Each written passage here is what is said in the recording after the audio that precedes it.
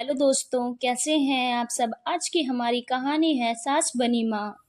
सासू माँ ने अपनी बहू से बोला, बहू तुमने कमरे में एसी चलती छोड़ दी और बाहर घूम रही हो। क्या बिल नहीं आएगा? तुम लोगों को बिल भरना पड़ता, तब पता चलता। तब सब कुछ वक्त पर बंद होता। अभी तो ससुर जी बिल भरते हैं ना, तो क्यों बिजली के बिल की चिंता करोगी।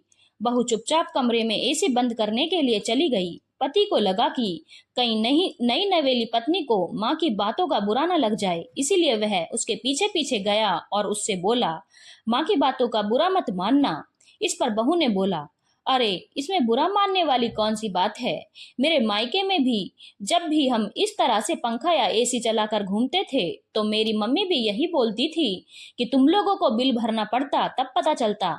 अभी तो पापा बिल भरते हैं, इसलिए तुम लोग मजे करते हो और किसी चीज का ध्यान नहीं रखते। और यही बात यहाँ मम्मी ने बोली, गलती तो हमारी है कि हम लापरवाही करते हैं। पति बहुत खुश हुआ कि चलो, मेरी पत्नी काफी समझदार है। सासू माँ भी कमरे के बाहर खड़ी होकर पति पत्नी की बातें सुन रही थी, क्योंकि उन्हें भी लगा था कहीं उनकी बातों का बुरा मानकर कहीं उनकी बहू उनके बेटे को उनके खिलाफ भड़का ना दे। लेकिन उन्हें भी तसल्ली हुई कि उनकी बहू काफी समझदार है। इस तरह एक दिन सासू माँ काफी देर से फोन पर बातें कर रही थी और उनका खाना ठंडा हो रहा था। खाना खाने के बाद उन्हें दवाइयां भी लेनी थी, तो बहू ने चुपचाप उनके हाथ से फोन ले लिया और बोला, मम्मी पहले आप खाना खाकर दवाइयां ले, फिर फोन पर बात करते रहिएगा। सासू माँ ने तीखी नजरों से बहू को घूरा और बोला, बहू तुम बहू हो तो बहू बनकर रहो, मेरी सास बनने की कोशिश मत करना। हिम्मत कैसे हुई तुम्हारी मेरे हाथों से मोबाइल लेने की। आइंदा ऐसी गलती मत करना, कहकर सासू माँ वहां से चली गई।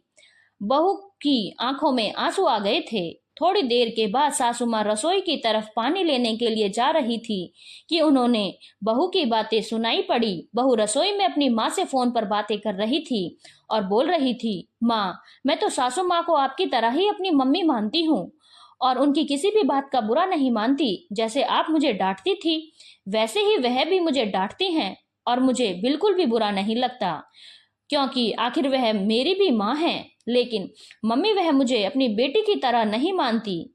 मैं आपके हाथों से फोन लेकर पहले खाना खाने के लिए जब भी बोलती थी, आप कितने प्यार से मेरे सर पर हाथ रखकर बोलती थी, मेरा कितना ख्याल रखती है तू।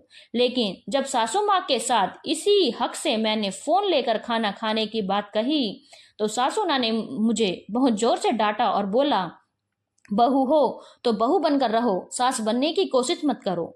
मम्मी मैं तो बस इतना ही चाहती थी कि वह वक्त पर दवाई ले लें।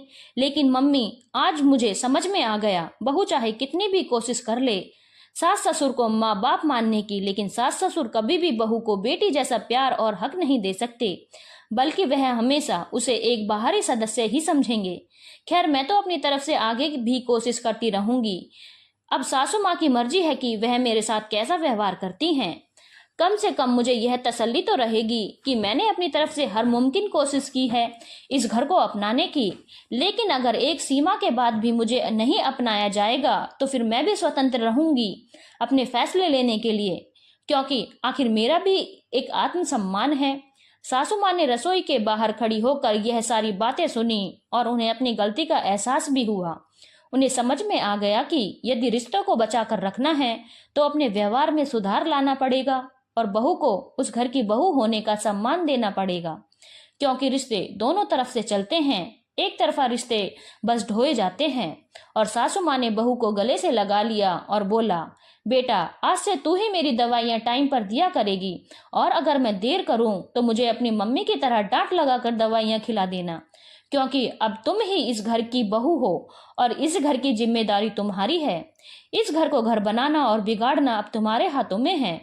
बस यह समझ लो मैं हर कदम पर तुम्हारे साथ हूँ। सासू माँ ने अपनी समझदारी से रिश्तों को बिखरने से पहले बचा लिया और साथ ही अपनी गलती भी सुधार ली और एक परिवार टूटने से बच गया। धन्यवाद दोस्तों, अगर आपको कहानी अच्छी लगी हो तो चैनल को लाइक शेयर और सब्सक्राइब करना ना भूलें।